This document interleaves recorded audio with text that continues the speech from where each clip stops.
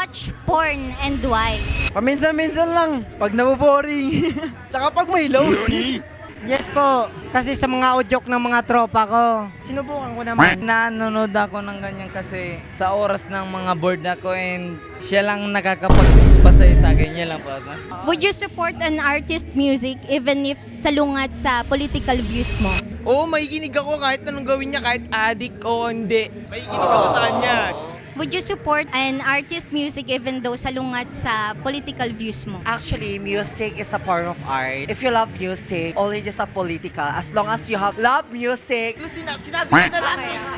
Okay. Who's your favorite local artist and why? Flo G, syempre. Bakit? Pakinggan mo yung mga kanta niya.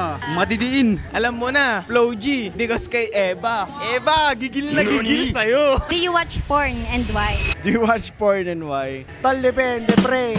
The ones na, alam mo yun, yung parang inclined na ako sa isang relasyon. Di na tol, tanga na parang ano nag-cheat na. Bobo mo naman tol, tanga na nanonood ka ba ng porn, di ba? Pero sa mga nanonood ng porn dyan tol, fuck you. Ako ayoko.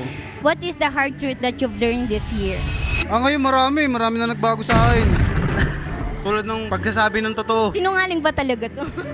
Hindi naman. Yun ang tingin sa akin ng partner ko eh. Sobrang sinungaling pero hindi niya alam yung totoo. Tumatak sa akin mag-ipon ng pera.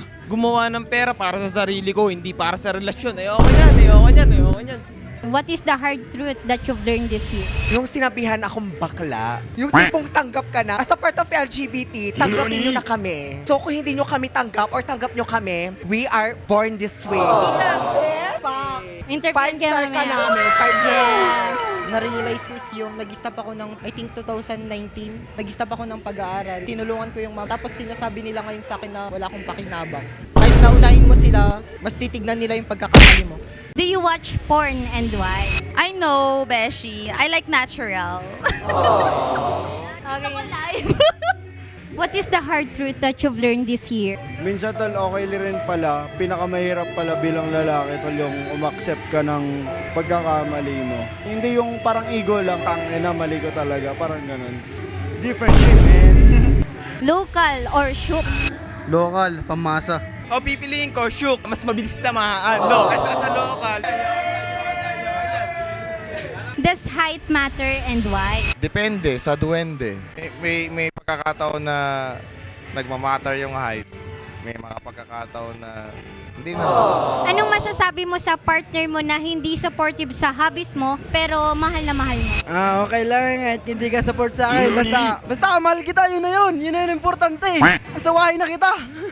Kung hindi niya ako susuportahan, hindi kami magtatagal. Kasi inaadlangan niya yung mga pangarap ko. Gusto ko yung maabot kasama siya. Kung aadlangan niya yun, maghanap ako ng iba. Para sa'yo, masamang tao ba ang drug user? For me, at some point, ginagamit siya sa ibang bansa, ginagamit siya for medical. Sadyang pag napunta lang dito sa Pilipinas, ibang isip ng mga kanta. Meron naman siyang content for addiction. What is your definition of God? Ayoko pumunta sa mga religion, makasalanan ako. Dito lang ako para uminom. Importante si God sa atin. Kasi doon yung mga morals natin eh. Kung wala si God, wala tayong morals. Hindi ko alam.